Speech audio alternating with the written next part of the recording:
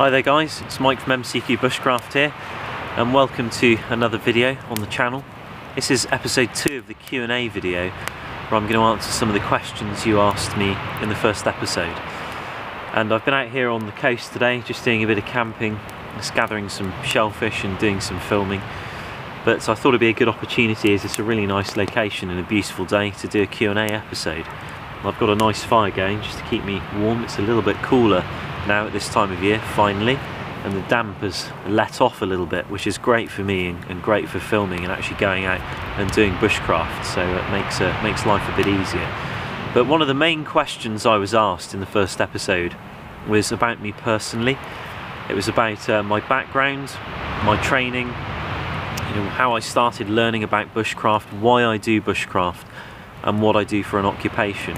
And although there are an abundance of other questions, I thought it would be really good just to answer those three and just tie it up as a bit of an introduction for this first episode.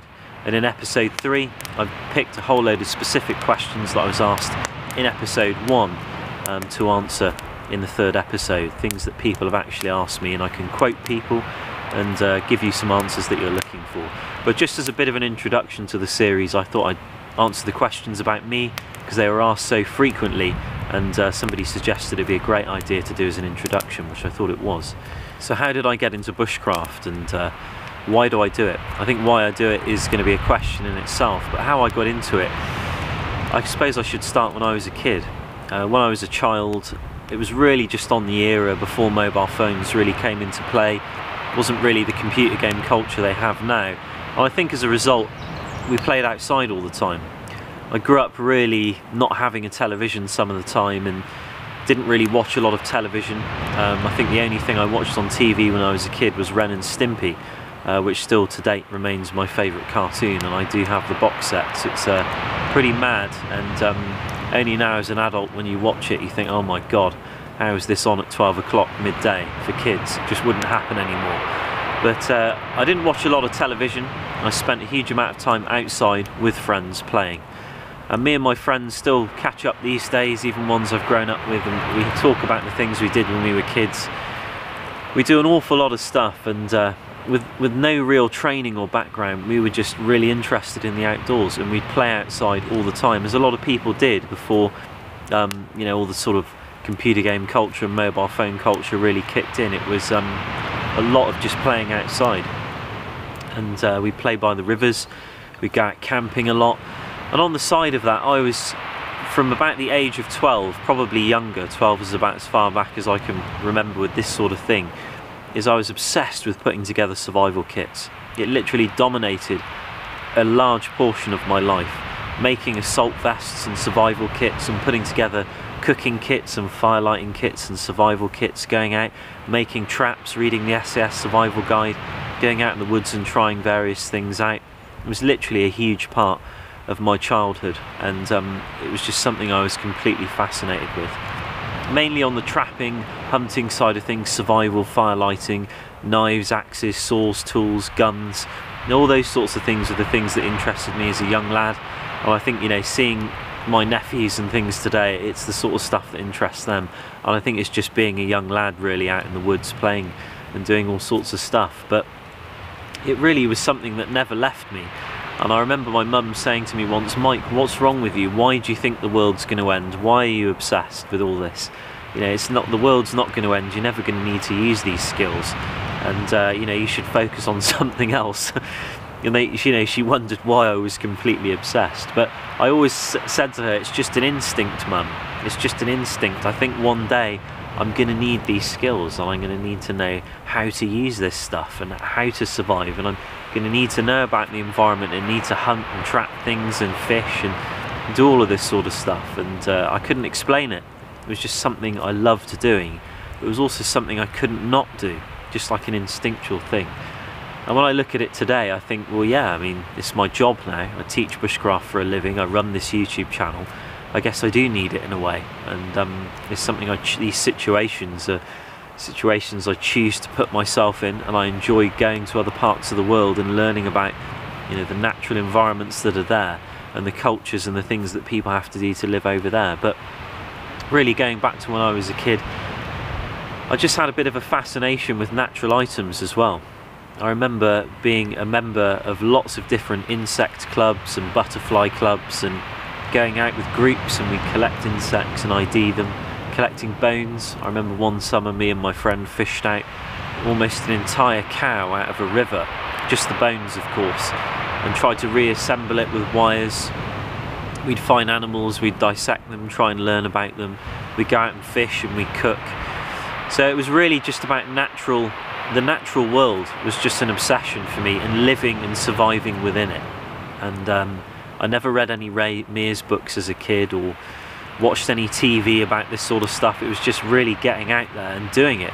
That's what I wanted to do. I just wanted to get outside and do it with my friends, and that's kind of what we did. So that was a large portion of my childhood. As I got older, I went into education and stuff, and it really became a sideline hobby, all that sort of thing. I do remember slingshot or catapult hunting, I should call it, was a massive thing when I was a kid. Me and my friends got Black Widow. We used to make our own catapults, but we always wanted the Black Widow.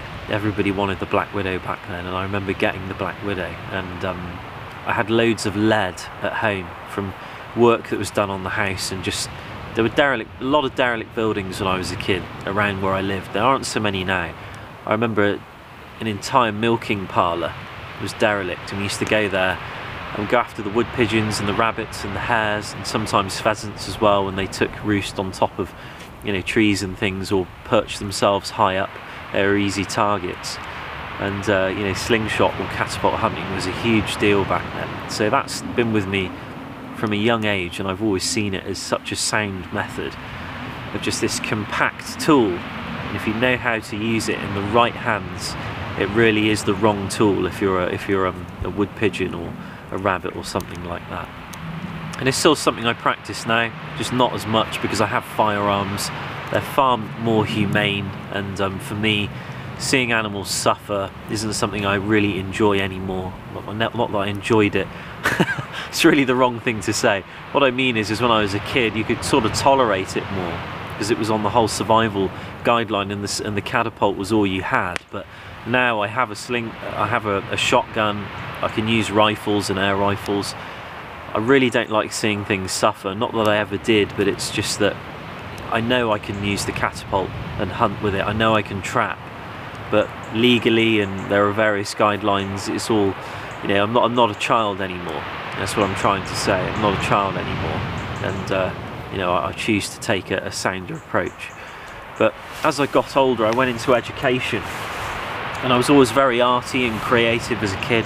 Loved making things, loved working with clay, loved building things, and I loved painting portraits. I loved painting animals with oil paintings, and I loved fantasy art as well. I used to draw all sorts of fantasy illustrations and things, do tattoos and stuff. And I went into university, studied art to be a traditional illustrator and portrait artist. And I came out of uni, and you know, I always had you know, I was quite talented on that side of things, but in the commercial world, I've never been commercially driven. Always failed quite miserably commercially, and never really sold myself very well. And it just didn't go very well. I ended up getting a job as a graphic designer, so I realised that the traditional side was very competitive, and sort of failed at that, and tried to combine it with the digital age, which was up and coming. You know, Photoshop and all these computers and Macs and things coming out. It all took off real fast. And I combined my skills with that and managed to get a job as a graphic designer, designing websites and stuff.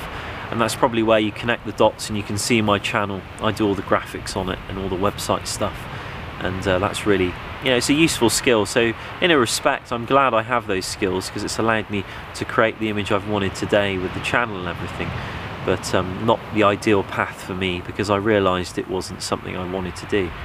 And after about 8 years of doing that, and feeling like more of a tool than a creative person, you know, you're more of a tool for somebody else's creation, or somebody else's imagination, because you can use all these tools and know how they work, but you're sort of just creating what they want you to, and it just wasn't interesting enough for me.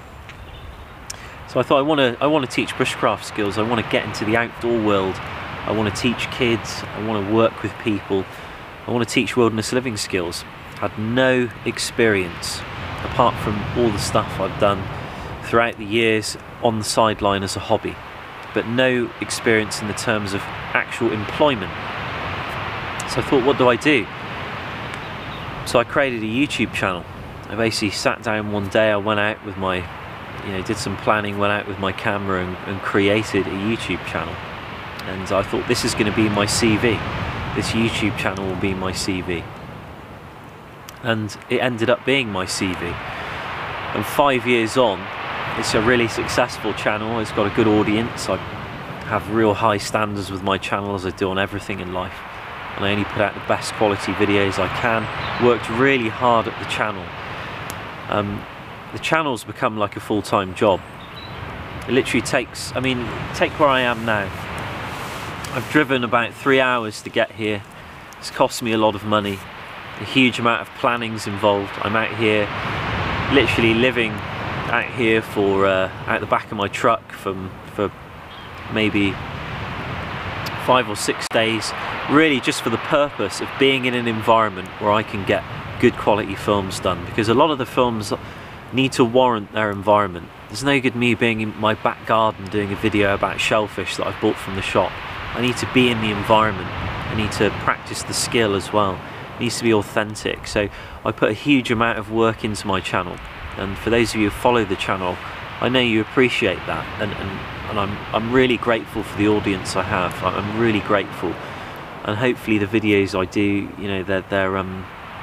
they warrant the audience, and the audience enjoy it, and I hope they do, because I put a huge amount into it.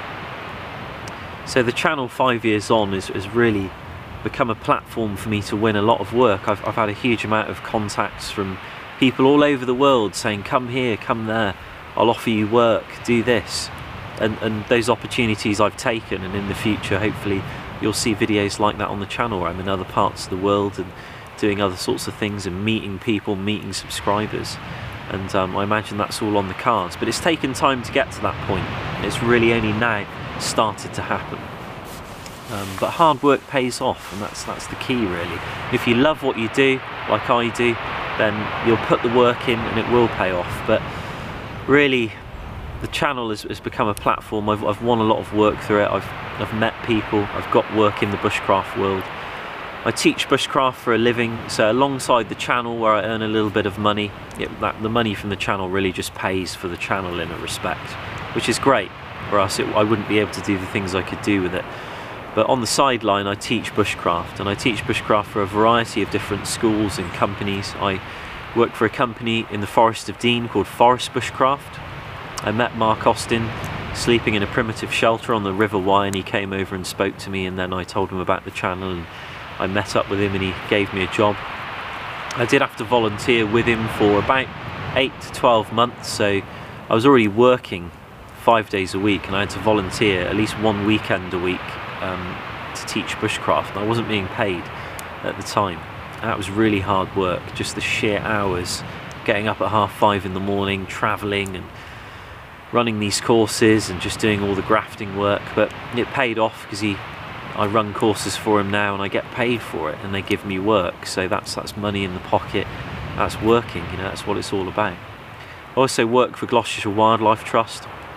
I'll be running a lot of courses for them this year, and they're running some really good courses actually in some beautiful parts of the country. So if they let me advertise for them, which I know they don't like that, they generally like to advertise for themselves because they want people to become members and sign up and stuff. So if they do need help with the numbers, I'll definitely advertise it on Facebook on my MCQbushcraft fan page, and if you're interested, come along on the course. They're reasonably priced. They're about £50 for the day.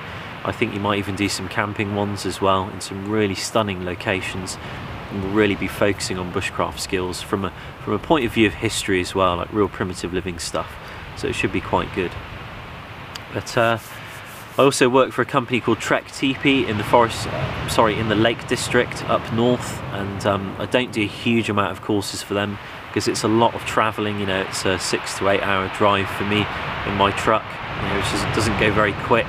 up the motorways, and I don't run a huge amount of courses for them, but I will put some feelers out. If you are interested in any of these courses, just write in the comments section and I will post it on my Facebook page, because I don't like to tread on other people's toes if they want to advertise and they just want me to be the instructor and that's it. So I don't like to kind of put my nose in for people like that, because it's not very polite really in that respect. But I work for a lot of schools as well, forest schools and all sorts of schools, working with children with disabilities, volunteering, children who are disadvantaged with the Youth Adventure Trust, and you know, do that sort of stuff all year round really, especially in term time as well. So that's really where I come from on an employment, and that's my background. So you've probably gathered I have no special training in bushcraft.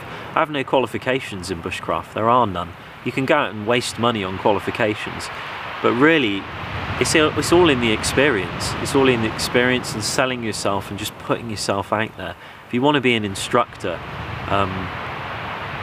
you know, I went about in a bit of an unorthodox way through YouTube, but that was a platform for me to market myself, and it really never started off as a way of making money. It was just, you know, I love bushcraft. I didn't even know what the word bushcraft was when I was a kid till I was about 19 years old and watched Ray Mears on TV, but you know, that's what it's called now and everybody can relate to it, so I call it bushcraft. But you know, it's primitive living skills are something I love. You know, human beings' relationship to the landscape around them I think is so important.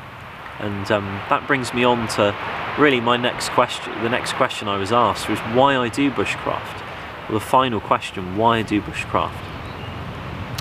And I think that when you look at the environment now, especially in the Western world, in the British Isles, we really try and preserve the wild areas and the nature reserves, and there are thousands of people all over the country that work very hard to protect these beautiful places, and you've got to give those people respect, because without them housing companies would be building on them. Because the reality is it's not that these people in housing companies don't care about the environment, it's just that that's the job they have to do, and the environment comes second because they're thinking about the future of that business, and unfortunately that's just the way it is. So it's no single individual that needs persecuting for the diminishing of the environment. It's everybody, it's all of us, it's me, it's you watching this. We're all to blame. We all go to shops, we all buy food, we all go and buy meat, so things need to be slaughtered for us.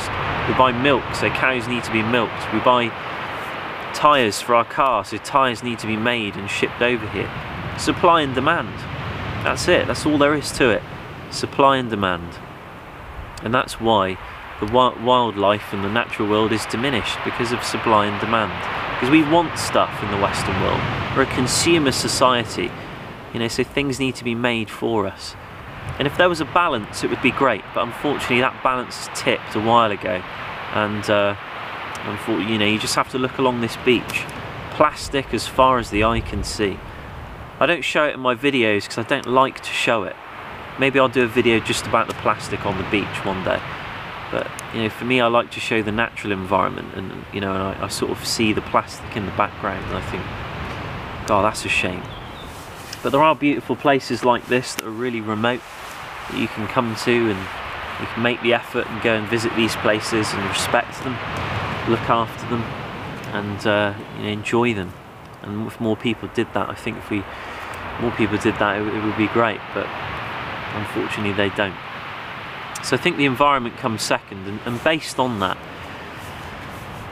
human beings have become very dependent, and this is the most important thing really. We are like babies running around with our thumbs in our mouths.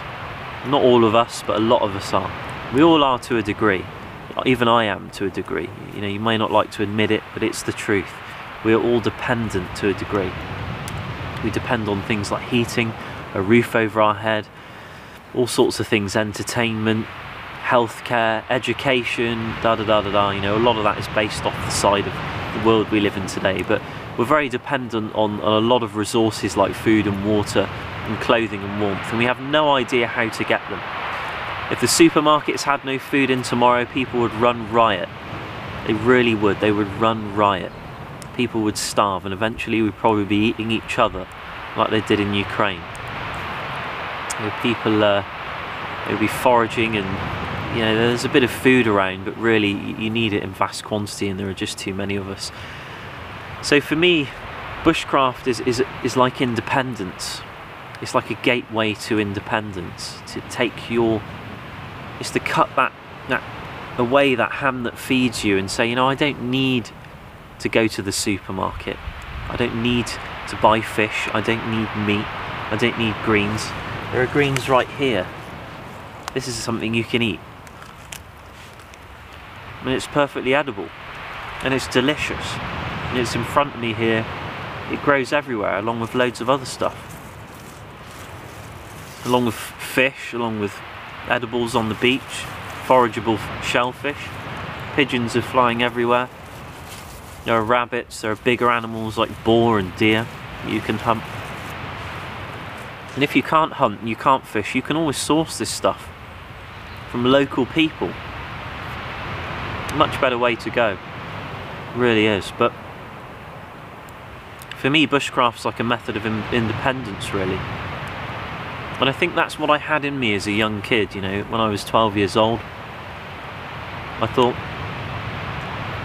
I want to know how to survive in this environment. If things go wrong, we're going to starve and die. I'm going to freeze to death. I need to know how to live in it. And that's where exploring our ancestors comes into it. That's where bushcraft skills come in. You're exploring people who lived, off of the land for millennia. Civilizations of people who lived without metal and all these sorts of things for a long time. And exploring the methods that they used is fascinating and practicing them. So that's really what bushcraft is to me.